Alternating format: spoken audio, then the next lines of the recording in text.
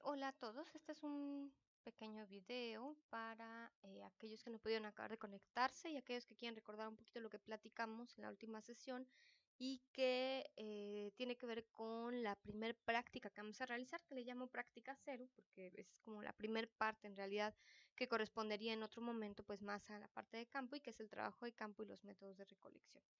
Entonces, una primera cosa importante que ahorita no vamos a hacer, pero que sí es importante que ustedes sepan, es que en cada salida todo biólogo debe llevar una bitácora a campo, que es importantísima y que es básicamente una libreta de muy buen tamaño, hojas de preferencia blancas o que nos permitan escribir bien, donde lleva nuestros datos y sobre todo datos, porque aunque ustedes no lo crean, las libretas han sido devueltas a sus dueños cuando tenemos datos suficientes para que puedan regresar a su autor original.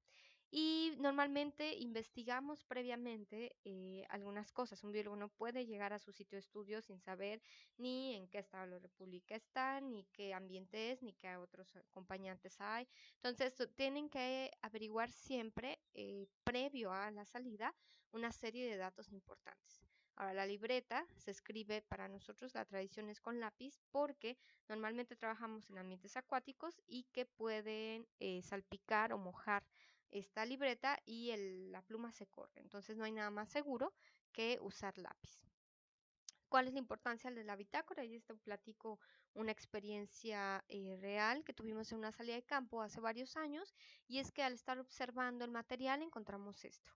Es un ejemplar súper bonito de algo que parece como una estrellita. Esto está al microscopio óptico, es algo pequeño. Yo pensaba que era una probable diatomea, pero en realidad pues solo tenía esa foto y no tenía ni siquiera el ejemplar. Entonces cuando fuimos a intentar que alguien más nos la identificara, pues lo importante es poder saber de dónde se recolectó, pero además poder ver si en una siguiente salida podíamos volver a encontrar este ejemplar. Entonces, gracias a la información contenida en la bitácora de campo de los alumnos, nosotros pudimos recordar, en esa ocasión visitamos la Laguna de la Mancha, que se encuentra justo en la zona que le llamamos como el Morro de la Mancha y que es de los lugares que más comúnmente visitamos en salidas a campo, en donde los alumnos me pudieron exactamente ubicar el punto donde ellos habían tomado su muestra, el día, la hora y algunos datos extra de lo que habían observado en ese momento. Y eso permite que posteriormente nosotros podamos volver a buscar el ejemplar, ya teniendo en cuenta en qué época del año estábamos, si eran lluvias, si eran secas, si fue en el día, si fue en la noche. Finalmente, eso permite que uno pueda regresar a buscar los ejemplares para la correcta identificación. En términos de los métodos que ocupamos, pues lo primero es que cuando llegamos nosotros a un sitio tenemos que tomar en cuenta primero las variables ambientales en las que se encuentran viviendo nuestros organismos para poder intentar mantenerlos lo más posible en estas condiciones y que sobrevivan. Hay sondas especializadas que pueden medir una gran cantidad de cosas desde temperatura, conductividad, salinidad y algunas mucho más especializadas, pero en realidad nosotros con cosas mucho más sencillas que podemos conseguir, por ejemplo, tiras de pH que se pueden comprar en proveedores científicos, un termómetro de mercurio que tiene la facultad para préstamos, se pueden empezar a medir algunas directas y otras, por ejemplo, se puede tener con una cinta métrica un aproximado o en casos de lagos someros un exacto de cuánto es la profundidad de un lugar. Se puede tener idea de, por ejemplo, cuánta luz pegaba, podemos acercarnos, ver si hay muchos árboles cerca o no, qué tan transparente es el agua, por ejemplo, es una de las cosas que podemos medir con el disco de Secchi, que está su uso en uno de los videos que les puse en la página y que nos permite justo tener una medida un poco indirecta, pero nos hablan de el estado trófico de un lago y nos habla de la turbidez del agua, es decir, cuando el agua tiene o muchas algas o mucho sedimento flotando, entonces el disco no se puede observar muy bien y eso lo relacionamos a ambientes eutróficos. Y cuando tenemos mejor visibilidad porque el disco baja y nosotros todavía lo vemos, quiere decir que no hay muchas cosas flotando y normalmente lo asociamos a ambientes oligotróficos. Para tomar propiamente la muestra usamos igual materiales sencillos, básicamente un cucharón de cocina, una red de acuario que permiten tanto agarrar como de todos los pequeños microambientes, es decir, un poco de sedimento. Esto nos permite jalar un poco de lo que hay entre las plantas o raíces de las algas, que también, por ejemplo, tienen organismos asociados. Y en una misma muestra podemos tener los diferentes microambientes representados. Tenemos algunas cosas un poco más especializadas. Esto es una botella de Van Dorn, que lo que nos permite es tener una muestra de agua de una profundidad específica. Es decir, si a mí me interesa saber qué hay, por ejemplo, debajo de la primer nata de organismos que están aquí flotando, entonces, por ejemplo, y yo quiero saber que debajo de esta nata que hay aquí viviendo, yo puedo meter esta botella y el mecanismo, lo verán en otros los videos que están ahí, lo que permite es estas compuertas bajan abiertas y en la profundidad que yo deseo, las puedo cerrar a través de lo que se llama un mensajero que cierra estas compuertas y me permite muestrear exactamente la profundidad. Igual hay algunas redes que se pueden ocupar para plancton o fitoplancton y que podemos hacerle modificaciones dependiendo cuál sea nuestro objeto de estudio. Y lo más importante de todo, el etiquetado correcto de todos los frascos y muestras que llevemos para que realmente podamos recuperar toda la información contenida, desde dónde es, en qué subzona, quién la colectó, cuándo, en qué condiciones. ¿Ok? Bien, vamos a trabajar, digamos, en esta práctica en la zona de la Reserva Ecológica, el Pedregal de San Ángel, que básicamente está contenida, está ubicada en Ciudad Universitaria. Tenemos 3 zonas núcleo, que son las rojas, y todo lo demás son zonas de amortiguamiento, y que una de ellas es la cantera oriente. Entonces, idealmente en una reserva, las zonas núcleo están al centro y alrededor las zonas de amortiguamiento, pero en este caso por cómo se fue estableciendo, pues nos quedó ahí como huequitos. Em, si nosotros queremos ubicarnos, aquí estaría el Metro Ciudad Universitaria, por acá estaría nuestra facultad, y si nosotros caminamos hacia esta zona, después de un aquí como tiradero que hay, se encuentra la cantera Oriente, que es uno de los sitios que nosotros trabajamos mucho por la belleza que tiene, pero más por la diversidad. Tiene al menos 3 cuerpos de agua grandes, que son estos, que son lo que llamamos como lagos, y pegado a este lado, que es una pared que de alrededor de 40 metros de profundidad, tenemos al menos 3 zonas de manantiales.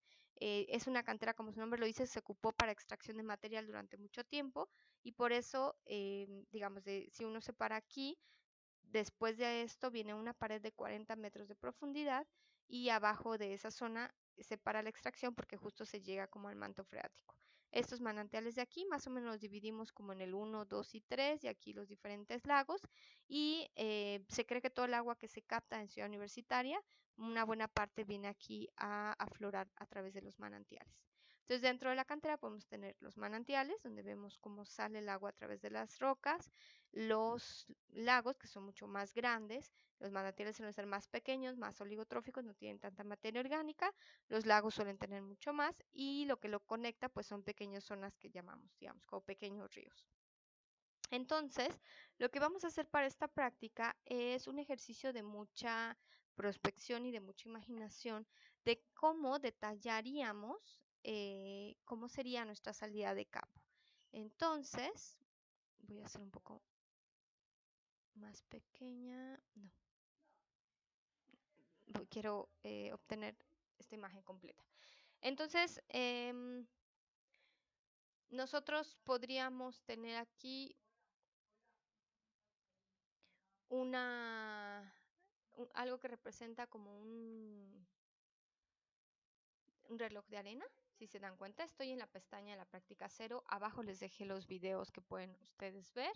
Y en este reloj de arena lo que nos representa en todo trabajo de investigación es como a partir de, bueno, en el reporte de investigación vamos de lo general, que es la introducción, donde hablamos de todas las cosas que se conocen, y vamos poco a poco yendo hasta lo particular, y lo particular va siendo los materiales que usamos específicamente y finalmente nuestros resultados.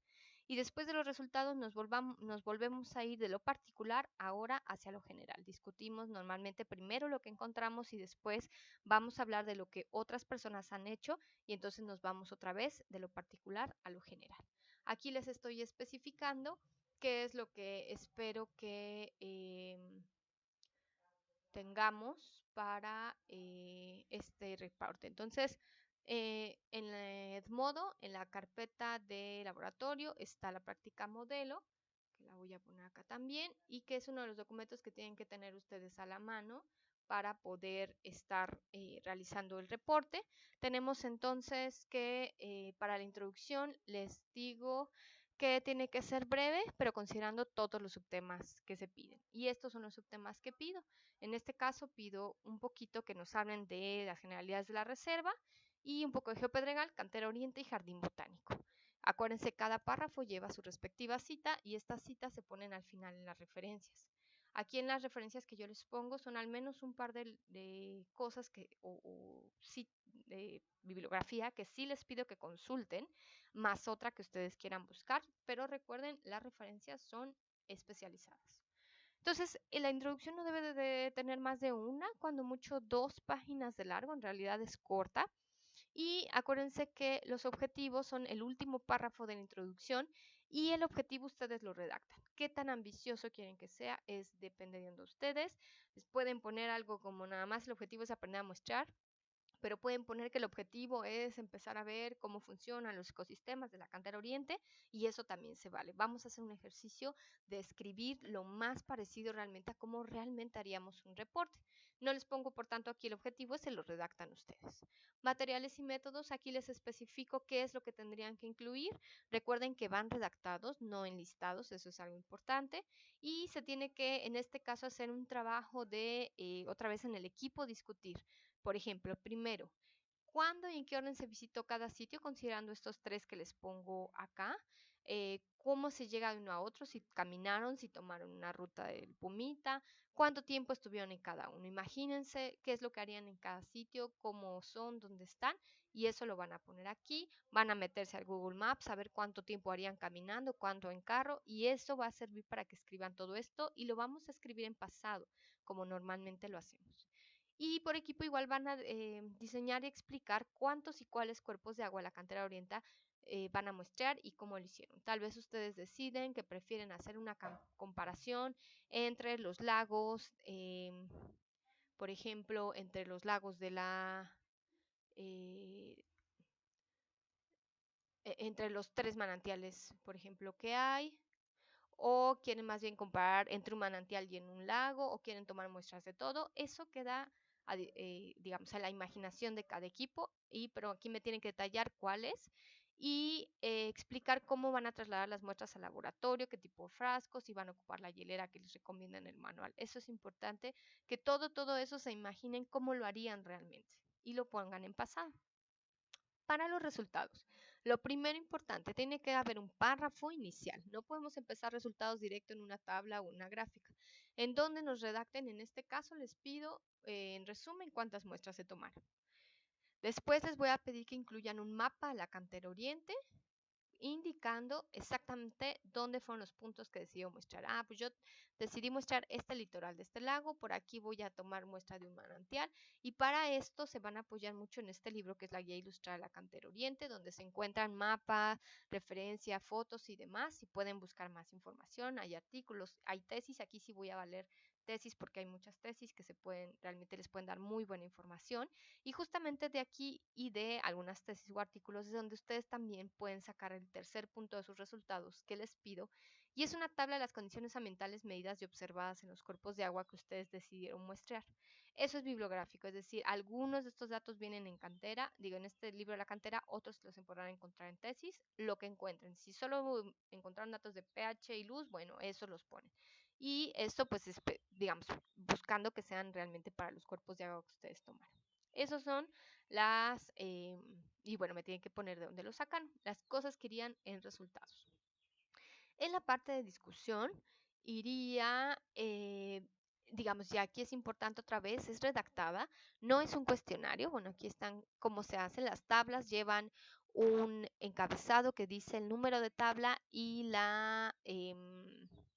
y su título, mientras que las gráficas llevan pie de figura y su título. Ahora, todas las gráficas, fotos, mapas, todas las ilustraciones son figuras y entonces se van numerando.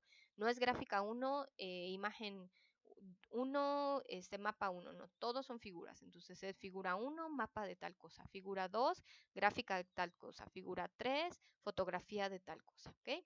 Y esto, bueno, pues hay que poner en su sitio correcto los nombres y poner, en este caso, por ejemplo, las simbologías y hay que referirlas en el texto a como se observa en la tabla 1 o en la figura 1, ¿de acuerdo? Para la discusión, el redactado no es un cuestionario. Yo les doy preguntas, pero no para que lo contesten como un cuestionario, sino porque son la guía que ustedes van a ocupar para orientar su discusión. Sí tiene que estar, digamos, la respuesta de alguna forma a esto, porque yo busco exactamente que ustedes hayan intentado contestar esto, pero lo van a replantear. Por ejemplo, ¿qué criterios ocuparon para elegir los cuerpos de agua? Ah, bueno, entonces en discusión van a poner para este estudio decidimos ocupar el criterio de aquellos cuerpos de agua que fueran más grandes para elegir los que íbamos a trabajar. Y entonces yo ya sé que ahí contestaron la pregunta 1. No es un cuestionario, pero sí deben de atender. ¿Qué dificultades encontraron en nuestro? Ah, pues pensamos que una dificultad que pudiéramos haber encontrado era tal.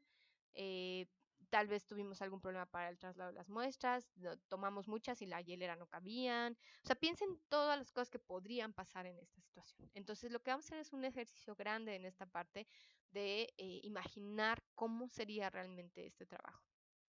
Para la conclusión, es importante poner en las conclusiones dos cosas básicas, que igual aquí ya no les pongo porque esto es para todos los trabajos. El objetivo. Primero, ¿se cumplió o no se cumplió el objetivo? Ah, pues sí cumplimos el objetivo porque pudimos, y eso otra vez depende del objetivo, si ustedes lo cumplen o no. Y segundo, que es muy importante, que es otra de las cosas que espero como formación para futuro, es destacar la importancia de ese estudio. Es decir, qué importancia tuvo que ustedes fueran y tomaran esas muestras, y colectaran, etcétera. Eso tienen que aprender también a defenderlo en todos los trabajos de investigación que hagan. Las referencias hay que ponerlas con el formato que hemos estado utilizando y no acepto referencias generales en general de libros de biología general o cosas así. Sí les pido referencias especializadas. Sé que ahorita buscar libros va a ser más complicado porque no todos hay en PDF, pero artículos y tesis las voy a aceptar ahorita. O sea, otros materiales, páginas específicas, especializadas, no blogs, no wikis, sino, por ejemplo, de alguna universidad quizá algunas cosas que tengan mucho más calidad y que sean ya de un nivel superior, no medio superior, superior. En otros momentos vamos a hacer resultados individuales, lo cual va a valer 5 puntos, como en este caso no lo vamos a hacer. Digamos, vamos a duplicar los puntos de cada sección para poder hacer el total de la práctica. Esto otra vez lo van a trabajar ustedes en una carpeta de Drive. Voy a darles igual que con los cuestionarios, la carpeta de Drive, ahí lo van a subir por equipos y la versión en PDF final va ya directo en la asignación, igual que lo hemos hecho con los cuestionarios, ¿de acuerdo?